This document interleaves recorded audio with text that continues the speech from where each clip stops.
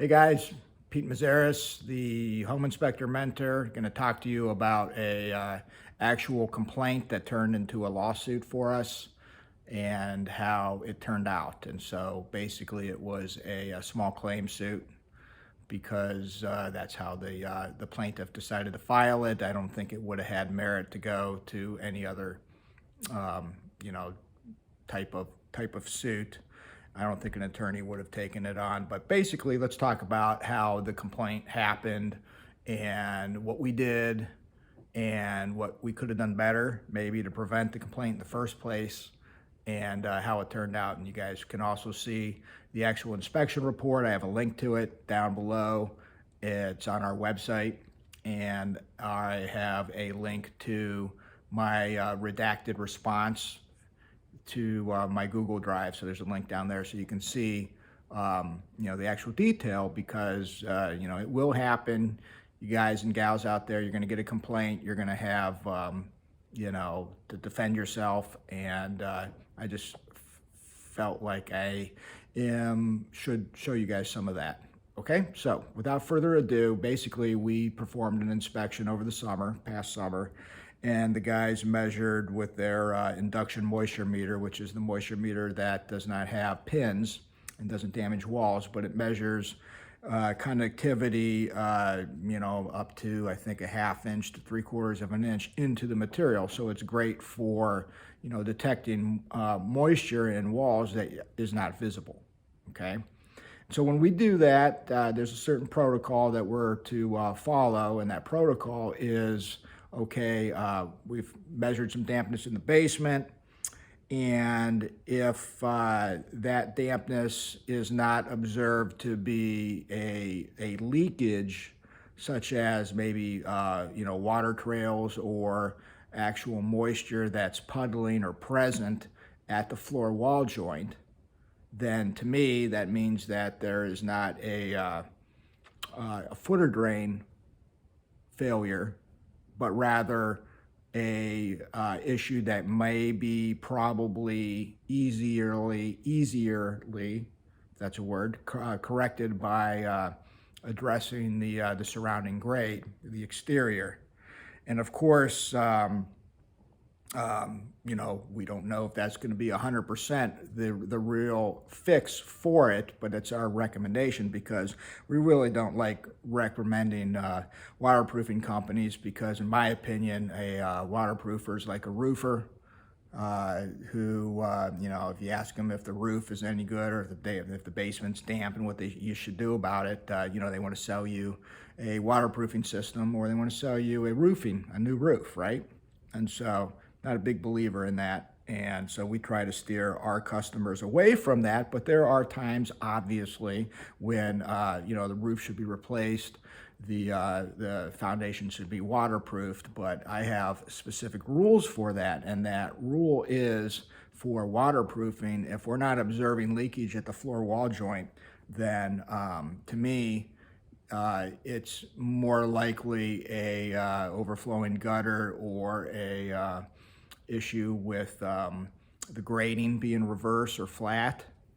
Of course, when somebody finishes a basement, in my opinion, you have to have an air gap and a vapor barrier between the foundation wall and the drywall. Otherwise, we're going to pick up moisture, which is what we did in this case. The guys measured the wall, which is our protocol to measure all finished walls in the basement, with a pinless moisture meter, an induction meter, which will measure, moisture up to ½ inch or 3/4 inch into the material. So it's great for picking up moisture that is not visible. Of course, you got to be careful when using those moisture meters, because it will pick up humidity, surface humidity on the walls, which is not really indicative of moisture coming from behind the wall.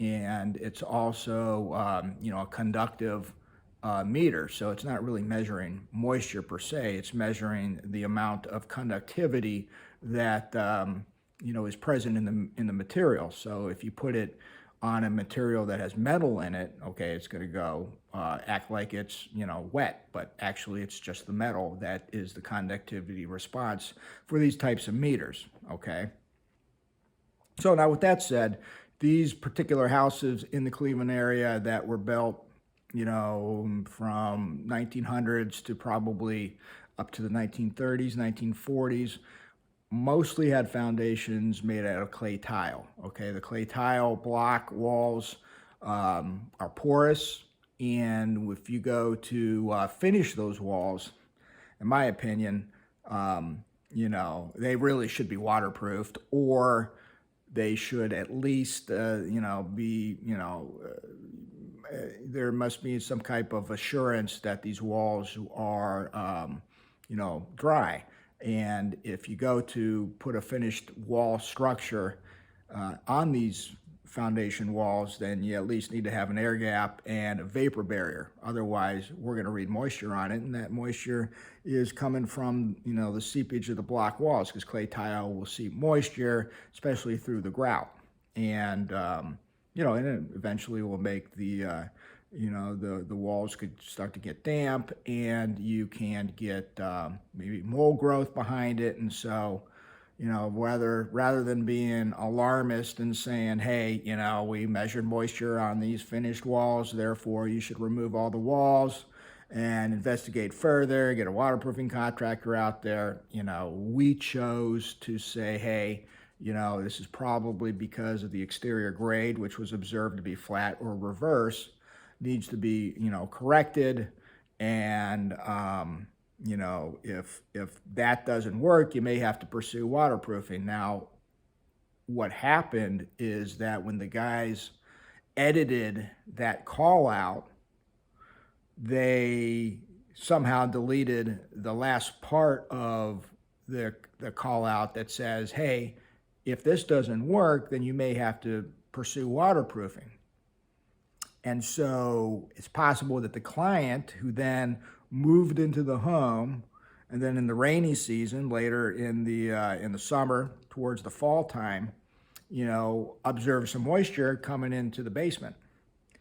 And of course, we didn't observe it when we were during the inspection, because we're only there for a snapshot in time, and we can't predict future conditions, right? And so we had no reason to be alarmist and alarming and say that you need to get a waterproofing contractor, because we're measuring these walls to be damp, even though we don't see any visual moisture. So, long story short, the client decided to hire a waterproofing contractor who happened to be one of my referrals, because, I referral, waterproofing contractors who I feel are, honest and do good work. And, the buyer hired that person, and they felt like, oh boy, maybe the seller defrauded me. The seller knew that these basement walls were a problem before they finished them, and so I'm going to sue the seller, which is what the buyer did. After talking to me, of course, I'm neutral about it. I'm just, saying that I think you need to improve the grading, which the buyer never did upon our recommendation. And when I had gone back to the house to observe the issue, when I got the call, which is what you should always do when you get a complaint, as long as, your past client's not being belligerent, then you go back and try to get into problem-solving mode, which is what I did.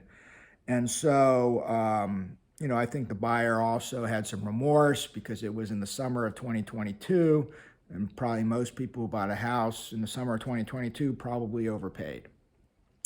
And she acknowledged that to me.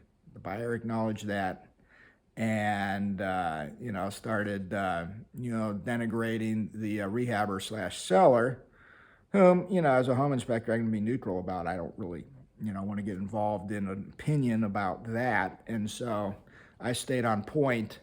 And even though I didn't see any signs of moisture, like she had taken pictures of and sent me, I have no idea why. I thought maybe it's because maybe the moisture was from high humidity conditions, which, can happen from day to day in these houses that are older and not really energy efficient, right? Get some moisture condensation on the cold water pipes and so forth, and especially in the basement. And so, I felt that was what was probably happening. But again, the seller has some remorse. They got to blame somebody for overpaying for the inspection. So they go ahead, or I'm sorry, for the house. So they go ahead and, file a suit with the local small claims court, and, don't ask me why they didn't hire an attorney and take it to the larger court. But probably because the plaintiff didn't, or the client plaintiff didn't have much of a case. And so when that case was dismissed, then the buyer turned around and filed suit against us, whom, we've been helping her through, this process of, trying to solve problems, which, okay, that's fine. You want to be that person who, wants to blame other people and sue other people. Okay, whatever. And this particular buyer had filed suit several times in small claims court in the past, to different people, different situations, which is interesting because I've never myself ever participated in a small court case, whether I sued somebody or someone was suing me. So I found that a little bit of interest, but neither here nor there. So when we got notified that we were, being sued, then of course I had to notify my insurance carrier. And since it's a small claims court, you, the inspector, have to defend yourself. And even though your insurance company, well, at least my insurance company, can help prepare your response, and if you lose, they cover, at least my inspection or insurance company covered the loss, if there was a loss, after I pay the deductible. So, and I appreciate that, but I really don't need, anybody to prepare a response for me, although I did send it to the insurance company for their attorneys to review and give me some points, because we had to show up, in court. Of course, there's no way I'm going to go from Florida to Cleveland in the wintertime for the defense of what I thought was a meritless case. So I sent both inspectors who were, who did perform the inspection, so they can have the good experience of dealing with a customer complaint formally, and so that they can, have a good view of how serious it is to perform a home inspection, and what happens if you're not thorough and you don't dot every I and cross every T. And even though we want to be objective and non-alarming so that we attract realtor referrals, at the end of the day, our client is the buyer, and we don't want to steer them in the wrong way. So what had happened, and I want you guys, this is a long video, I know, but it's a detailed issue. For those of you who are interested, take a look at the inspection report. Take a look at my redacted response. Again, I'm going to put a link in the comments below, and you can see basically how we responded. And the complaint is due to damp basement. The client ended up hiring a waterproofing contractor to waterproof one part of the wall, and so they sued us for the maximum amount that the small claims court would allow, which is $6,000.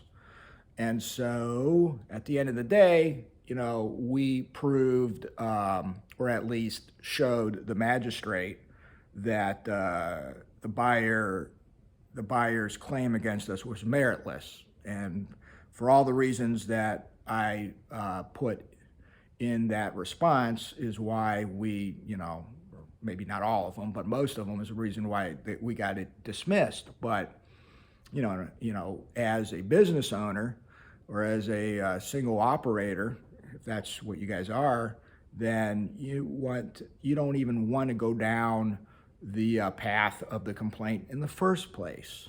So what's the corrective action for that? Okay, what is it that stops that complainant from, turning into a civil case against you or a complaint against you where you have to now expend resources to defend yourself, right? And so, to me, the answer is not to go and be the alarmist inspector. And I know this is how home inspectors turn out to be alarmist inspectors. This is how,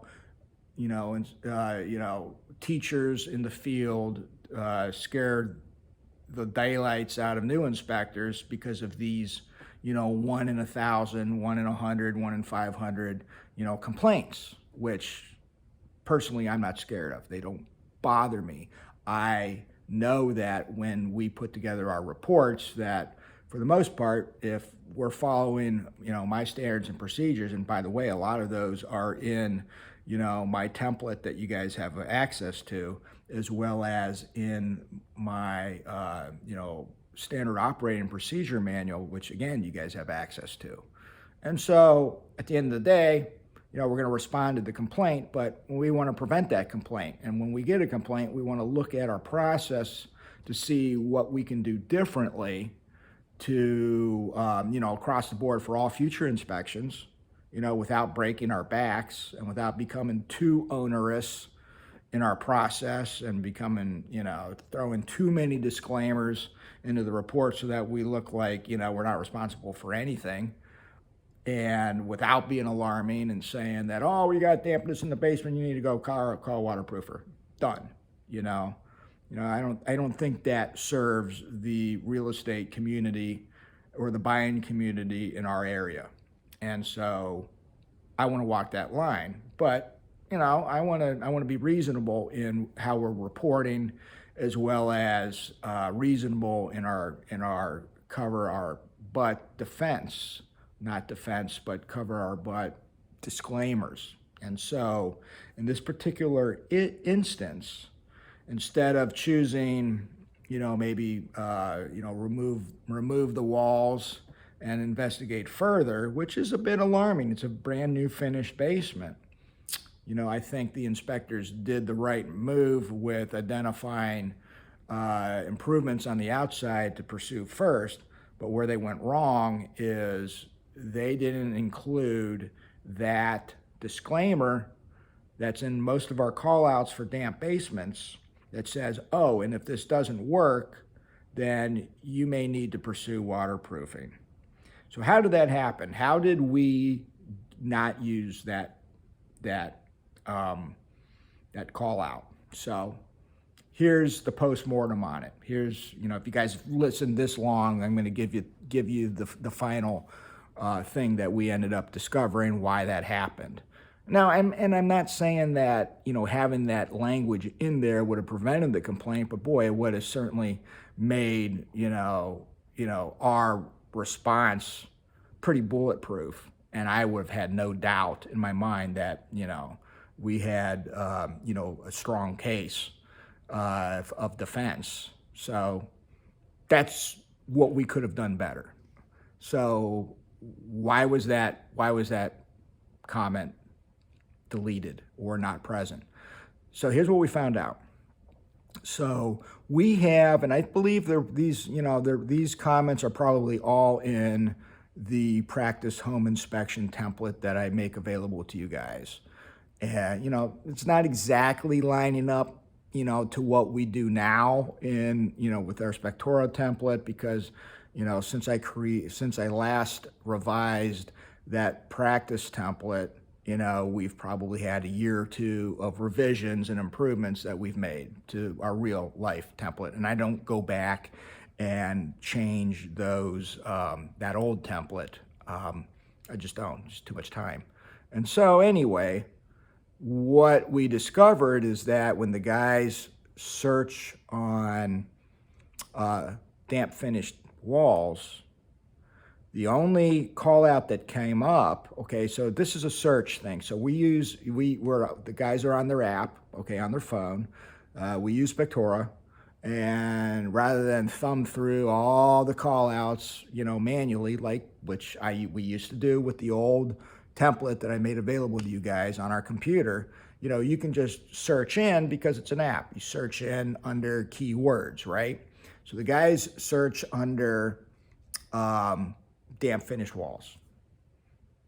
And the only call out that we have that had damp finished walls in it was the call out that says, hey, the basement is leaking and you need to go get a waterproofing contractor.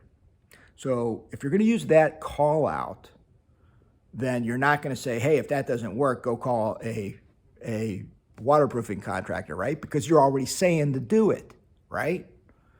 So the inspector modified that call out in the field to say, fix the grading. And that disclaimer call out was never there in the first place because it's a waterproofing call out to begin with. So I went back after he figured that out. I went back and I looked at all of our damp finished basement wall call outs and saw that they didn't all say the same thing. They didn't all say finished. See, he searched on the term finished basement wall dampness, and we had a different term in there for what to recommend when you have a damp finished basement wall. And they were and believe it or not, those call outs did not have the disclaimer, oh, and if this doesn't work and it still stays damp, you may have to pursue waterproofing. So what I do? So I fixed all of those comments so that they were all consistent. When somebody searched for damp finished walls, they all came up, okay? And those damp finished wall comments all have the disclaimer of if this does not work, then you need to, maybe pursue waterproofing, okay?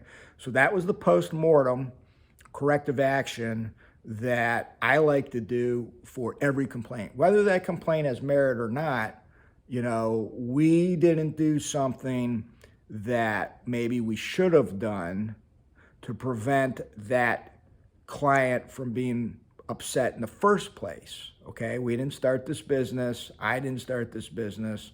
And my guys didn't become inspectors in order to piss off clients, okay? That's not what we do. And what we do is we become I'm sorry, that's funny. What we do is we become better every day by living, learning, and improving our process and implementing corrective actions for go forward so that all of our future inspections are now more bulletproof than they were, before that complaint. And so we do that in a manner that does not bring alarmist things to the table, but it does, in my opinion, if we're all preaching out of the same hymn book, which we should be because we're all going to be following the same operating procedures that I publish to everybody. And if we follow that and look at the corrections that we've made, then we should be able to serve the marketplace in a better manner and reduce callbacks at the same time. So sorry for the length of this, but I wanted to get into detail for you guys. So you guys who, those of you who are really interested and want to dive into detail, I gave it to you. So enjoy.